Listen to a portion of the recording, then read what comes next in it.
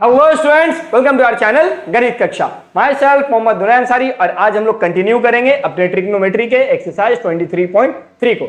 आज इस वीडियो में हम लोग ये देखेंगे कि एक ट्रिग्नोमेट्रिक इक्वेशन को किस तरीके से क्वाड्रेटिक इक्वेशन में कन्वर्ट किया जाता है और उसके बाद फिर उसको सॉल्व किया जाता है। तो एक मोटा मोटा आइडिया जो हमने क्वाड्रेटिक इक्वेशन में लिया था उसको हम लोग इस्तेमाल करने वाले। तो आप लोग कॉपी और पेन निकाल लो, हर एक चीज को अच्छे से नोट डाउन करो और इन सारी चीजों को आपको बार बार करना क्या है, प्रैक्टिस करना है।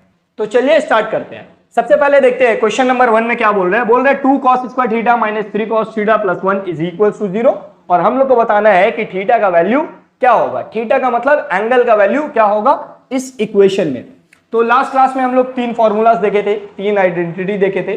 तो अगर ऐसा लग रहा है कि उन फॉर्मूला से इस क्वेश्चन को करेंगे तो आंसर है कि नहीं, ऐसा नहीं है।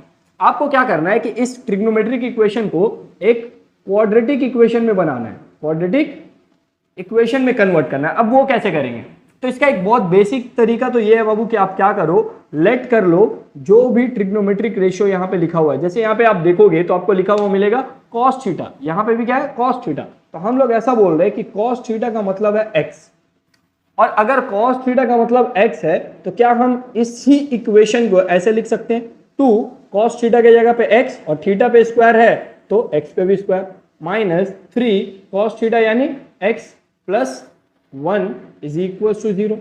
ऐसा हो ही सकता है कि हम cos theta equal to x ले लिए और जहां जहां cos थीटा था वहां पे एक्स पुट कर दिए। अब इसको अगर आप ध्यान से देखोगे तो आपको याद आएगा कि ये एक मिडिल टर्म फैक्टराइजेशन है जो कि हम लोग क्वाड्रेटिक इक्वेशन में पढ़े थे, और इसको सॉल्व करना आप एकदम यार आपको आता है, आप एक्सपर्ट हो इस चीज में, हमको पता है। आप इसको सॉल्व करो। तो इसको किस तरीके से सॉल्व करेंगे, पहले वाले नंबर को वैसे ही लिखेंगे, लास्ट वाले नंबर को भी उसी तरीके से लिखेंगे। बीच वाले नंबर का साइन और अल्फाबेट इस साइड में और बीच में आएगा एक ब्रैकेट।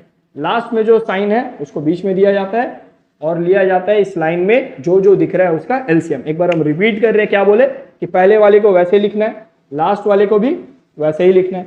बीच में जो है उसका साइन यहाँ आएगा और अल्फाबेट यहाँ आएगा और नंबर के जगह पे बैठेगा एक ब्रैकेट। लास्ट में जो भी साइन होगा उसको उठा के बीच में लिख देना है। इस तरीके से पहला अरेंजमेंट हो गया। इसके बाद हम लोग को लेना है एलसीएम, जिसमें हम लोग को प्राइम फैक्टराइजेशन लेना है, जिसमें हम लोग को जो जो नंबर दिख रहा है उसका लेना है। यानी यहाँ पे 2 है और यहाँ पे 1 है। 2 और 1 का अगर आप एलसीएम लेते हो तो 2 और 1 ही आता है, और आपको ऐड करके 3 लाना है तो कोई बहुत बड़ा चीज नहीं है, 2 प्लस 1। अब इस ब्रैकेट को ओपन करो तो ब्रैकेट ओपन करते वक्त खास ख्याल रखना है माइनस का, माइनस प्लस माइनस 2 और एक्स इसके साथ, फिर माइनस प्लस माइनस 1 एक्स इसके साथ प्लस 1 इज इक्वल टू 0। ये 1 आप लिखो नहीं लिखो ये आपके ऊपर है। अब क्या करते थे, पहले 2 में कॉमन, तो कॉमन क्या निकल रहा है बाबू, 2 और x। इसके पास दोनों के पास एक 2 है और दोनों के पास एक एक x है। तो अगर यहां से हम 2 निकाल लेंगे और 2x में से एक x निकाल लेंगे तो क्या बचेगा, एक x बच जाएगा। और साथ ही साथ क्या यहां से क्या निकलेगा, 2 भी निकल गया और x भी निकल गया तो कुछ भी नहीं बचा। जब कुछ भी नहीं बचता तो वहां पे मैथ्स में क्या बचता है, 1 बचता है। तो इस तरीके से पहले 2 में कॉमन हुआ। लास्ट 2 में अगर आप देखोगे तो माइनस प्लस माइनस आप कॉमन ले लो और 1 दोनों में है, तो यहां से 1 निकल गया तो क्या बचा x, और माइनस प्लस माइनस 1 से 1 निकल गया तो कुछ नहीं बचा, which is 1 is equal to 0। अब आप क्या करोगे, इसको और इसको एक जगह पे लिखोगे x माइनस 1, और यहां से इस x माइनस 1 और x माइनस 1 को छिपाओगे तो आपको दिखेगा 2x माइनस 1, उसको आप दूसरे ब्रैकेट में लिख रहे हो इज इक्वल टू 0। तो इस तरीके से हम लोग करेंगे और फाइनली यहाँ पे हम लोग बोलेंगे either x minus 1 is equal to 0, जिसका मतलब है x इज इक्वल टू 1, और ये मेरा एक आंसर हुआ।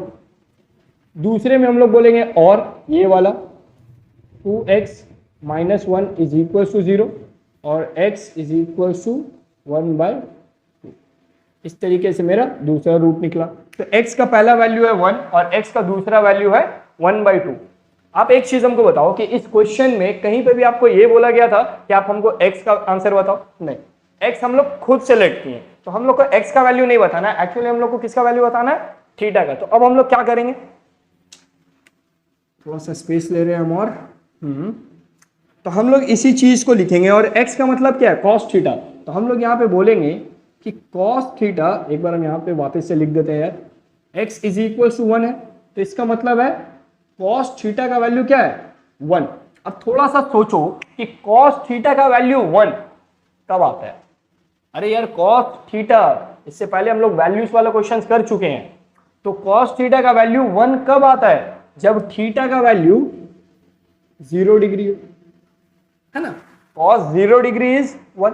तो एक आंसर तो थीटा का क्या हो सकता है? 0 डिग्री। और हम लोग क्या बोल सकते हैं, यहां पे दिया हुआ है x इज इक्वल टू 1/2। तो इसका मतलब है cos theta is equal to 1/2। और अब बताओ कि कॉस थीटा का किस एंगल पे वैल्यू 1/2 आता है?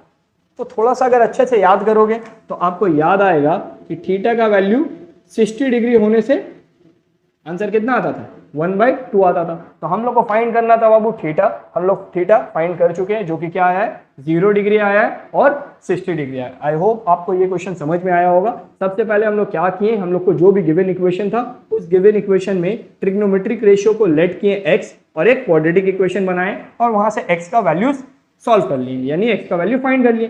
फाइंड करने के बाद हम वापस से x की जगह cos थीटा को पुट किए और फिर हम लोग चेक किए कि किस एंगल पे वो वैल्यू आ रहा होता है। तो थीटा इज इक्वल टू 0 आया और theta is equal to 60 degree आया और यही दोनों मेरा क्या होगा?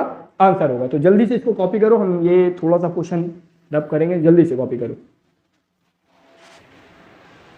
उम्मीद है कि आप ये क्वेश्चन कॉपी कर लिए होंगे और ये क्वेश्चन आपको समझ में भी आया होगा। इस क्वेश्चन को स्टार्ट करने से पहले एक क्वेश्चन है आप लोग से, ये बताओ कि एग्जाम में जब हम लोग को क्वेश्चन मिलेगा तो ये हम लोग कैसे समझेंगे कि इस क्वेश्चन में फॉर्मूला इस्तेमाल करना है या इसको क्वाड्रेटिक इक्वेशन बना के सॉल्व करना है? तो इसका एक सिंपल आंसर ये है कि लास्ट क्लास में आप याद करो, जब हम क्वेश्चन कर रहे थे तो जो फॉर्मूला था वो दोनों कहीं ना कहीं आसपास गिवन था। जैसे कि फॉर्मूला है sine square theta plus cos square theta is equal to 1। तो हम लोग को क्वेश्चन में भी साइन और कॉस दोनों गिवन था। सेक और टैन पे फॉर्मूला है तो क्वेश्चन में भी सेक और टैन दोनों गिवन था। कोसेक और कॉट पे फॉर्मूला है तो कोसेक और कॉट दोनों गिवन था। तो जब भी आपको फॉर्मूला इस्तेमाल करना होगा तो वैसे केस में जो जो फॉर्मूला में प्रेजेंट है वो दोनों क्वेश्चन में भी प्रेजेंट होगा। लेकिन अगर आप इस क्वेश्चन को देखोगे तो इस क्वेश्चन में आपको क्या दिख रहा है? सिर्फ कॉस थीटा। दैट मीन यहाँ पे दो चीज नहीं है जिसमें फॉर्मूला लगता है। तो यहाँ पे हम लोगों को क्या करना है? इक्वेशन में बनाना है। ऐसे साइन में दे सकते थे कि सिर्फ 2 sin square theta minus 3 sin theta plus 1, तब भी आपको क्या समझना था कि हमको इसको इक्वेशन में कन्वर्ट करके बनाना है। अब आप इस क्वेश्चन को देखोगे तो यहाँ पे ऐसा लग सकता है कि हम लोग को फॉर्मूला इस्तेमाल करना है, लेकिन यहाँ पे sec theta plus cos theta और सेक थीटा कॉस थीटा दोनों एक ही फैमिली से बिलोंग करता है।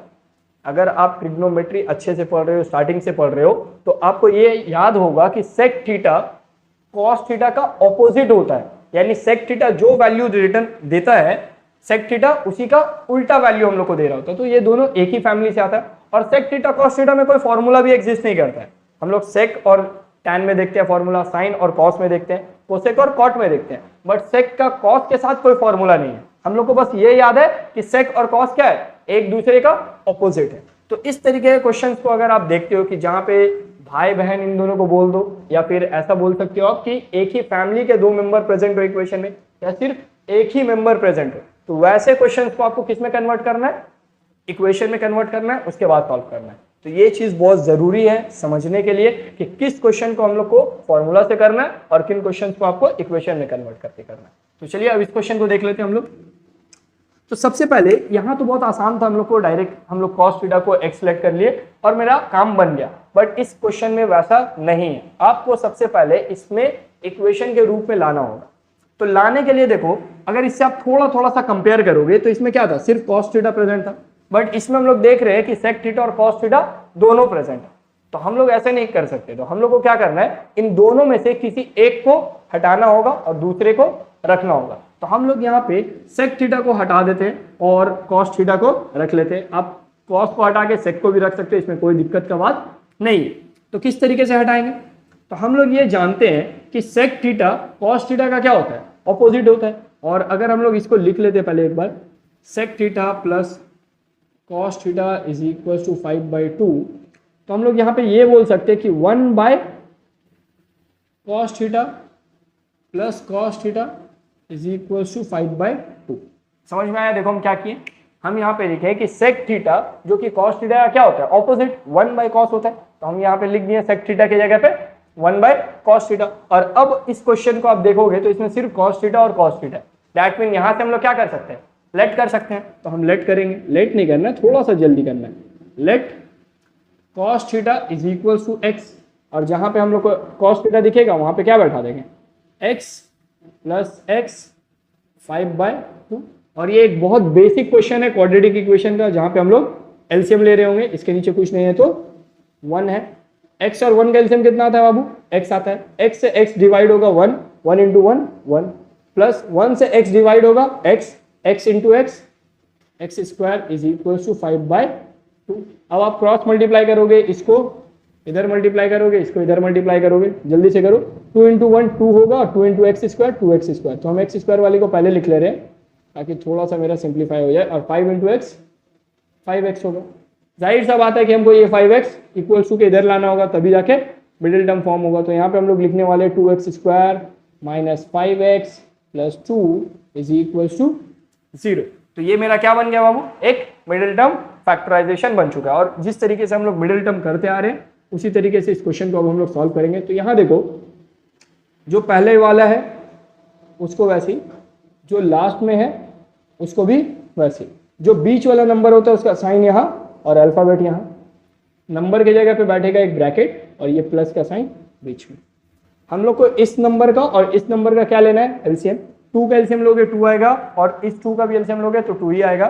2 इंटू 2 इज 4, और 4 प्लस 1 क्या होता है 5। तो ये था हम लोग का मिडिल टर्म। आई होप आपको समझ में आया होगा, नहीं तो आपको जरूरत है क्वाड्रेटिक इक्वेशन चैप्टर को अच्छे से पढ़ने का। अब यहाँ पे ब्रैकेट ओपन करो, minus plus minus 4x minus plus again minus 1 into x. Maths में ये चीज़ बोरिंग लगता है ना कि कोई चैप्टर पीछे वाले चैप्टर से लिंक करता है और वो चैप्टर मेरा थोड़ा सा वीक हो, तब थोड़ा सा टफ लगने लगता है।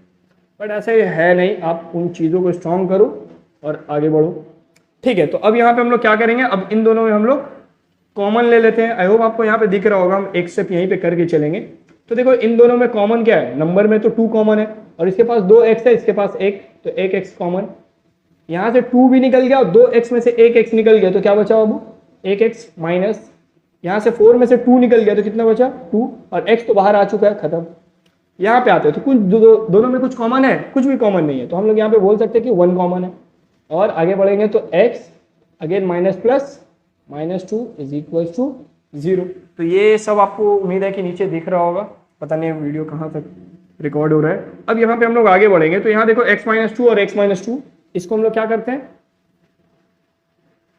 एक जगह लिख लेते हैं, और यहाँ से अगर x माइनस 2 और x माइनस 2 छिपा देंगे तो क्या बचेगा, यहाँ से 2x बच जाएगा। अगर इसको हाइड कर दोगे और इसको भी हाइड कर दोगे तो आपको ये दिख रहा होगा और ये दिख रहा होगा, तो इसको एक ब्रैकेट में लिख लेते हैं। 2x minus 1 is equal to 0। I hope आपको सब कुछ क्लियर दिख रहा होगा यार।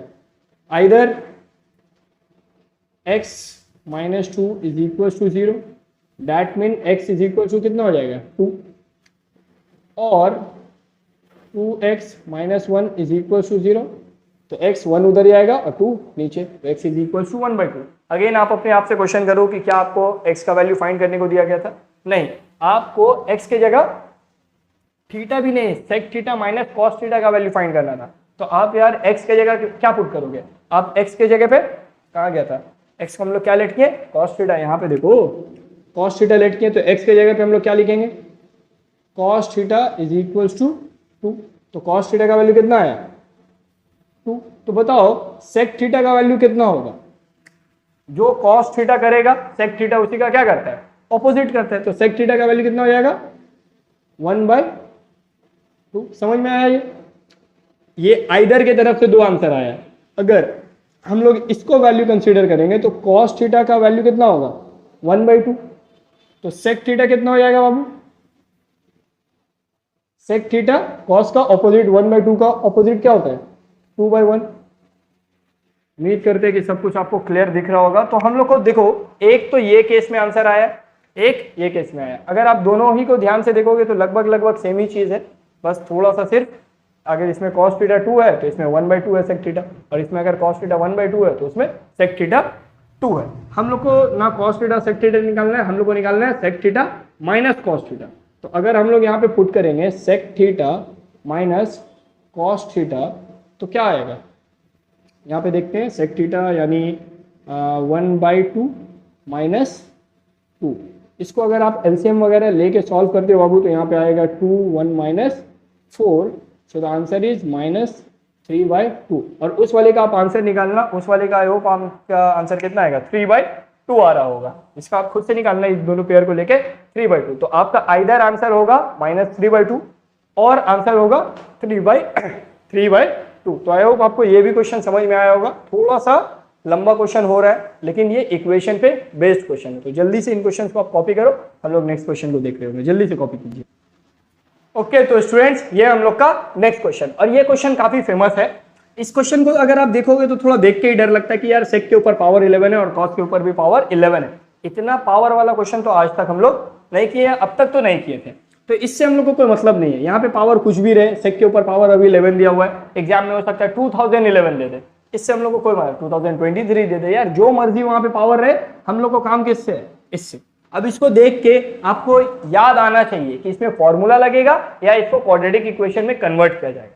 कैसे पहचानेंगे कि क्या फॉर्मूला वाला कोई चीज गिवन है या फिर एक ही फैमिली का चीज गिवन है। तो यहाँ पे आप क्लियर देखोगे कि सेक थीटा और cos theta belongs to the same family, दोनों एक ही चीज है, बस एक दूसरे का ऑपोजिट है। तो यहाँ पे हम लोग क्या करेंगे, इन दोनों को एक इक्वेशन में कन्वर्ट करेंगे और सॉल्व करके वैल्यूज निकालेंगे और उसके बाद फिर वहां पे वैल्यूज को पुट कर रहे होंगे। तो यहाँ पे देखो हम किस तरीके से करेंगे। सो लास्ट क्वेश्चन जिस तरीके से स्टार्ट किए वैसे ही अप्रोच लेंगे। एक बार आप चाहो तो वीडियो पॉज करो और थोड़ा सा ट्राई करो यार, अदरवाइज देखो सेक थीटा की जगह पे क्या लिख सकते हैं, 1/cos theta plus cos theta is equal to 2। ये करने के बाद क्योंकि इस पूरे में अब एक ही ट्रिग्नोमेट्रिक रेशियो है तो हम लोग यहाँ से काम करेंगे लेट करने का, और cos theta is equal to x हो जाएगा। जहाँ जहाँ पे अब cos थीटा है वहाँ पे हम लोग क्या लिखेंगे, x लिखेंगे। और ये एक फेमस क्वाड्रेटिक इक्वेशन का क्वेश्चन बन गया जहाँ पे नीचे 1 है और इसको एलसीएम लेके सॉल्व करना है। तो इसका अगर आप एलसीएम लेते हो बाबू तो यहाँ पे एलसीएम आएगा x से x डिवाइड हुआ 1 से x डिवाइड होता है, x आता है x into x square is equal to 2। Okay अब हम लोग यहाँ पे क्या करें, यहाँ कुछ नहीं है तो 1 क्रॉस मल्टीप्लाई कर दो यार।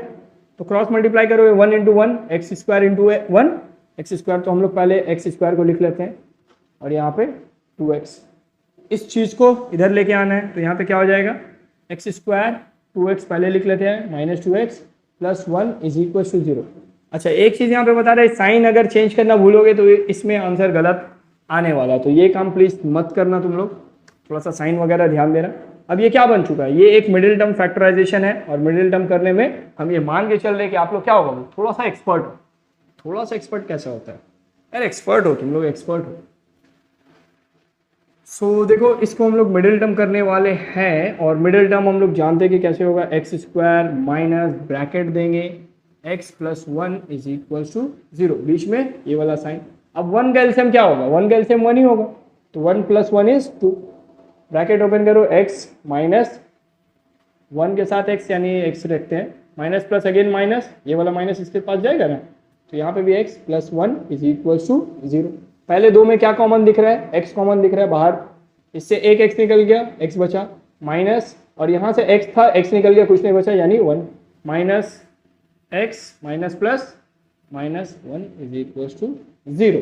तो ये चीज़ तो हम लोग को समझ में आ रहा है, x माइनस 1 इधर और x माइनस 1 को छिपा देंगे तो यहाँ कुछ नहीं बचा तो 1 ही है, x minus 1 is equal to 0। दोनों साइड x माइनस 1 आए तो हम चाहे इधर बोले या हम और बोले, दोनों साइड क्या हो रहा होगा, x minus 1 is equal to 0 और x का वैल्यू कितना आ रहा होगा 1। अगेन क्वेश्चन ये है कि क्या हमको x का वैल्यू निकालने के लिए दिया गया है, नहीं, हम लोग को बोला गया है कि ये sec power 11 theta plus cos power 11 theta का वैल्यू बताओ। तो हम लोग यहाँ से x के जगह पे क्या निकाल लेंगे, x क्या था मेरा कॉस थीटा, तो x के जगह पे हम लोग पुट करने वाले हैं cos theta is equal to 1। अगर कॉस थीटा 1 है तो 1 के नीचे क्या होगा, कुछ नहीं तो 1। कॉस थीटा अगर 1 है तो बताओ सेक थीटा क्या होगा, 1 का ऑपोजिट, और 1 का ऑपोजिट भी क्या होता है 1 ही होता है। तो कॉस थीटा का वैल्यू कितना आया 1 आया, सेक थीटा का वैल्यू कितना आया 1 आया।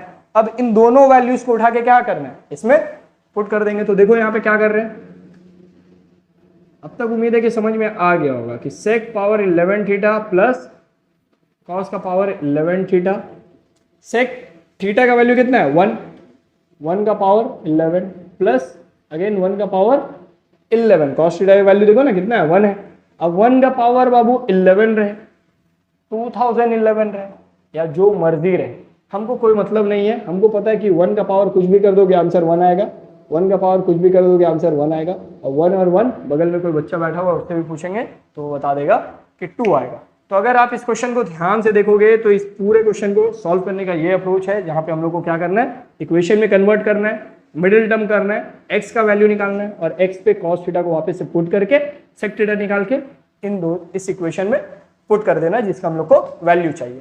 अब यहाँ पे आंसर इसका आप याद करके जा सकते हो एग्जाम में कि sec थीटा का पावर कुछ भी रहे प्लस cos थीटा का पावर कुछ भी रहे, आंसर इसका कितना आने वाला है 2। देखो ना आप यार, पावर कुछ भी कर दोगे तो इसका आंसर तो निकल के 1 ही आएगा।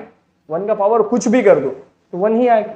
यहाँ पे भी अगेन 1 का पावर कुछ भी कर दो 1 आएगा, यानी दोनों को ऐड करेंगे तो आंसर कितना आएगा, तो मेरा आंसर 2 आ रहा होगा। तो आज के क्लास को हम लोग यहीं पे एंड करते हैं। आज टोटल 3 क्वेश्चन हम लोग देखे, जिसमें एक ट्रिग्नोमेट्रिक इक्वेशन को क्वाड्रेटिक इक्वेशन में कन्वर्ट किया गया और उसको फिर अच्छे से सॉल्व किया गया। ये कुछ क्वेश्चंस आपको दिया जा रहा है, इन क्वेश्चंस को आपको जरूरी है प्रैक्टिस करो और अपने चीजों को थोड़ा सा बेटर करो, अपने अंडरस्टैंडिंग को बेटर बनाओ, और इन क्वेश्चंस को आप जरूर से अच्छे से प्रैक्टिस करना और पढ़ाई लिखाई करते रहना। All the very best.